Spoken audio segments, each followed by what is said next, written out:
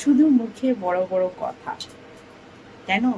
এই যে বর্তমান মুখ্যমন্ত্রীর কথা বলছি, তিনি না বলেছিলেন যে তৃণমূলের চোরেদের আমাদের বিজেপিতে কোনো জায়গা হবে না।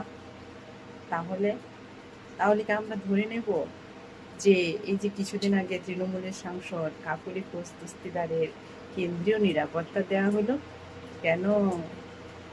একটু একটু বুঝতে পারা যাচ্ছিল, কিন্তু আজ প্রশাসনিক বৈঠক কল্যাণীতে, সেখানে কিন্তু তৃণমূলের সাংসদ বিশেষ করে নজর কাড়ছিল কাকলি ঘোষ দস্তিদার।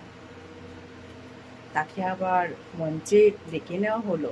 অনেকেই ছিল তৃণমূলের সাংসদরা, কিন্তু এটা কি শুধুমাত্র সৌজন্য, নাকি তারা তৃণমূলের চোরেদের অংশ নন? কাকলি ঘোষ দস্তিদারকে আবার মঞ্চে ডেকে নেওয়া হলো, তাহলে কি একটু অন্য সুর বইছে নাকি বিজেপিতে যোগদানের, নাকি